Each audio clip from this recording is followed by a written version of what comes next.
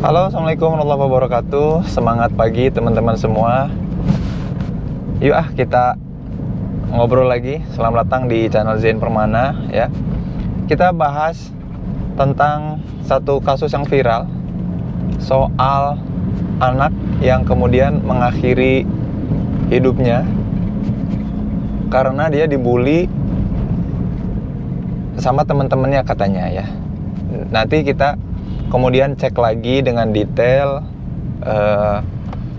apa yang terjadi, kasusnya seperti apa, supaya kemudian cara kita mengambil kesimpulan, mekanisme psikologisnya jadi pelajaran buat kita ya. Ini saya sambil di perjalanan menuju tempat buat basket teman-teman. Jadi ini hari Minggu, biasanya basket Minggu tiap pagi. Kita basket dulu. Nah ini sambil sharing, sambil kita ngobrol-ngobrol ya soal itu. Nah teman-teman gini, jadi ada seseorang anak ya di Banyuwangi ditemukan gantung diri. Nah orang tuanya menyebut bahwa selama hidupnya atau sebelum memutuskan untuk gantung diri, si anak ini katanya ya, kata orang tuanya, sering mengeluhkan terkait pembulian oleh temannya. Jadi sering diledek oleh temannya karena si sahabat kita ini, teman kita yang kemudian memutuskan untuk mengakhiri hidupnya ini, dia katanya dibully sama temannya gara-gara dia nggak punya ayah gitu. Diledek soal ayah. Nah kemudian banyak komentar yang ngomongin bahwa hati-hati tentang depresi ya, hati-hati tentang bullying. Nah kita akan bahas hal itu, lalu dinamika psikologisnya seperti apa. Yang pertama adalah terkait dengan kondisi anak SD ya. Anak SD itu memang tugas perkembangannya atau alamiahnya adalah mengenali identitas diri. Alamiah banget mengenali identitas diri. Mengenali identitas diri adalah dengan apa? Dengan kemudian mengidentifikasi sama kelompok-kelompok tertentu ya. Oh jadi aku ternyata sekolahnya di kelas 1, ada ternyata orang yang sekolahnya di kelas 2 gitu ya, kakak kelas, ada adik kelas gitu ya. Dari situ mereka mulai punya kecenderungan atau keterampilan untuk mengidentifikasi sama kelompok. Nah teman-teman harus ingat tuh, zaman kita SD dulu, nggak tahu ya kalau teman-teman ya, kalau zaman saya yang SD-nya SD negeri ya di kampung ya, bukan SD zaman sekarang ya, bukan. Kan beda ya kalau SD-nya kayak anak saya itu kan agak sekolah-sekolah sekarang itu kan pada orang-orang pada milih sekolah-sekolah yang mahal ya, yang pergaulannya juga udah bagus ya, orang tuanya udah aware sama pendidikan. Waktu zaman saya dulu kan SD itu ya sekolah negeri aja, sekolah di dekat rumah, sekolah yang paling dekat rumah itu yang membuat kita sekolah di situ kan gitu ya. Zaman SD dulu tuh adalah hal yang lumrah untuk saling ledek-ledekan terkait sesuatu yang berbeda gitu ya. Jadi kalau ada sesuatu yang berbeda itu dianggapnya itu menyalahi norma. Kalau ada yang berbeda itu dianggapnya tidak sempurna dan ya it's okay untuk meledek itu gitu. Dan itu wajar alamiah karena apa? Tadi balik lagi ya, usia anak SD itu memang usia-usianya untuk mengidentifikasi diri, mencari tahu siapa dirinya, dia bagian dari kelompok mana. Upayanya memang seperti itu. Upaya mengenali dirinya, memang tugas perkembangannya untuk memahami itu, untuk mencari tahu siapa dirinya gitu, apa yang terjadi pada dirinya. Itu memang menjadi kebutuhan gitu. Nah makanya di zaman SD saya dulu itu juga jadi hal yang lumrah, bahkan untuk saling ledek terkait dengan nama orang tua gitu ya. Jadi kalau saya inget banget ya, nama teman saya tuh Rahmat namanya, tapi sama teman-teman dipanggil Otang ya. Kenapa dipanggil Otang? Karena bapaknya namanya Otang kayak gitu. Teman saya namanya Nandang misalkan ya, kita nggak manggil Nandang ya, kita manggilnya nama bapaknya. Bapaknya Nandang namanya Tri ya. Makanya lucu pas ketika bagi rapot itu kemudian orang tua pada diundang ya, terus kita manggil nama teman kita, bukan manggil namanya tapi manggil nama bapaknya, Entri yang nengok bapaknya. Itu jadi kontroversi dan itu hal yang lumrah ya, saling ledek-ledekan. Kenapa? Ya itu jadi bagian ya. Kenapa saya bahas ini di awal? Karena kemudian banyak orang-orang yang kemudian sok-sok mengutuk ya, wah anak zaman sekarang itu kurang ajar ya gitu. Anak zaman sekarang tuh kok nggak tahu diri ya, ngebully orang gitu. Enggak, bukan gitu. Kita harus tahu dulu bahwa memang anak-anak SD itu pada dasarnya senang banget untuk melakukan pembulian ya. Bukan karena mereka sadar ingin menyakiti orang lain, bukan. Karena tadi mereka lagi belajar melakukan identifikasi, mengenali kelompok-kelompok. Kira-kira aku kelompok apa, bagian dari kelompok mana, seperti apa, kayak gitu. Itu alamiah. Begitu ceritanya teman-teman semua ya. Maka itu natural, alami, dilakukan oleh kita semua waktu zaman SD. Nah yang menarik itu gini, terjadi pembulian itu bila mana seperti apa, jika seperti apa. Terjadi pembulian itu kalau gini teman-teman, kalau seseorang melakukan agresi, memang berniat menyakiti orang lain, nah orang lain tidak mampu atau tidak berdaya untuk membalas, nah, itu jadi masuk ke dalam mekanisme psikologis pembulian. Jadi kalau ada seseorang tidak berdaya untuk menolak, menyanggah, atau meledek balik ya, katakanlah si anak ini tuh nggak bisa ngeledek balik, itu jadi ngebully namanya. Itu jadi korban bully namanya. Katakanlah saya bilang ke si Nandang, Entri gitu ya. Terus Nandang bilang ke saya, Wildan gitu. Karena bapak saya namanya Wildan ya. Kalau Nandang bilang ke saya, Wildan gitu ya. Lalu saya tidak bisa ngeledek balik nama bapaknya, karena kemudian aku takut ya kalau ngeledek balik dia akan melakukan kekerasan. Jadinya aku tidak berdaya dan menerima itu. Itu namanya pembulian. Nah, yang pertama yang ingin saya sampaikan adalah jangan menyalahkan anak-anak di sekitarnya karena kemudian membuli korban. Bisa jadi mereka nggak ngeh bahwa itu hal-hal yang menyakiti. Karena apa? Hal-hal itu normal dan wajar sebetulnya di anak SD. Masa wajar membuli? Bukan wajar membuli. Wajar untuk punya kecenderungan untuk mengidentifikasi sama kelompok dan kemudian ngerasa aneh banget kalau ada orang yang berbeda gitu ya. Nah si anak ini beda nih, nggak punya bapak, jadi aneh, dan itu jadi hal yang menonjol dan dimention sama teman-temannya. Nah kebetulan dimensionnya nggak punya bapak ini membuat anak itu tidak berdaya untuk melawan, tidak berdaya untuk bisa menyanggah karena iya benar dan barangkali. Nah ini dia yang menarik ya.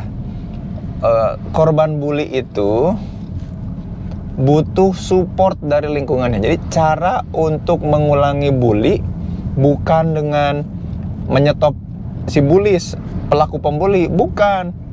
Seringkali pelaku pembuli itu ya, terutama di SD, mereka juga nggak sadar apa yang terjadi di situ. Yang harus sadar dan aware adalah siapa? Orang tua dan juga gurunya, lingkungannya. Jadi lingkungan membantu bahwa perbedaan itu, managing diversity istilahnya ya. Perbedaan itu menjadikan pengetahuan, menjadikan kekayaan wawasan, bukan sebagai sesuatu yang harus dimention karena aneh, karena tidak sesuai dengan norma yang normal. Begitu. Jadi kalaupun mau, ini soalnya netizen banyak banget yang nyalah-nyalahin teman-temannya yang ngebully ya. Padahal barangkali buat mereka tuh alamiah. Pokoknya ngeliat satu yang aneh tuh alamiah aja. Jadi kayak anak saya ya, ketika ada bapak-bapak datang ke rumah, ada tamu lah, ada bapak-bapak.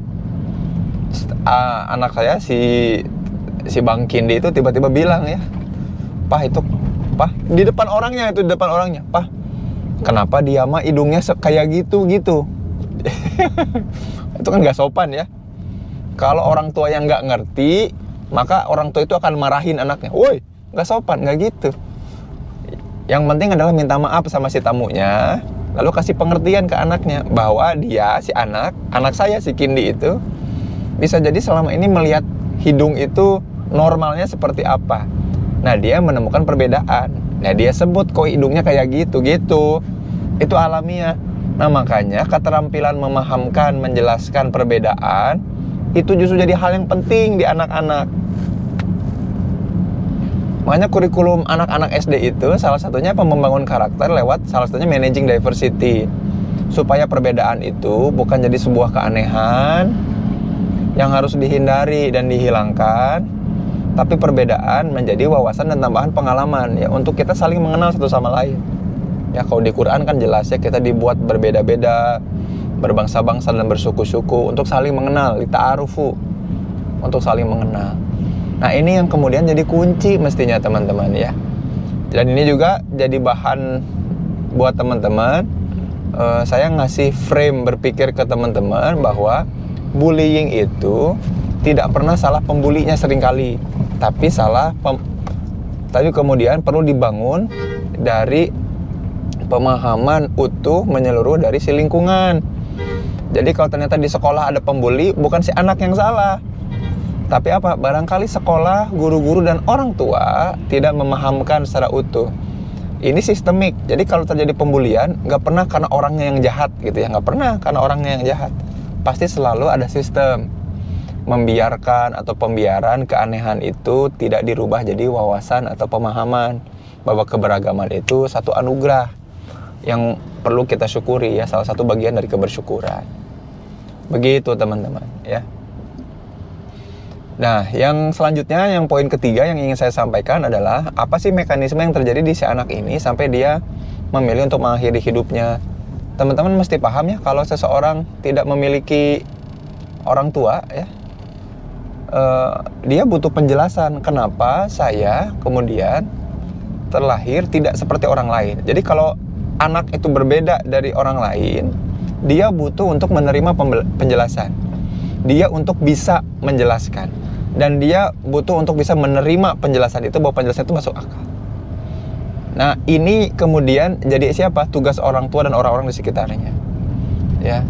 Saya mengalami banget ya, karena saya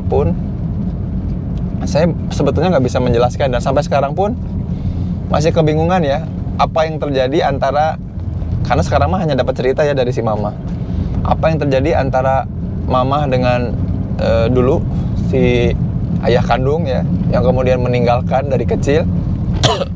Itu kan dinamika interpersonal mereka berdua, konflik rumah tangga mereka berdua. Nah saya nggak tahu apa-apa, tiba-tiba mereka berpisah aja ya, dan kemudian ada masalah lumayan besar, seru lah.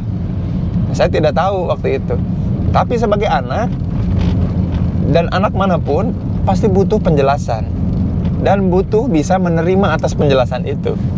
Dalam rangka tadi apa? Membangun konsep dirinya, membangun identitas diri yang baik. Nah alhamdulillah saya itu dibantu, difasilitasi banget sama mama saya, luar biasa ya. Allahu yarham, mudah-mudahan Allah merahmati beliau, ibu saya.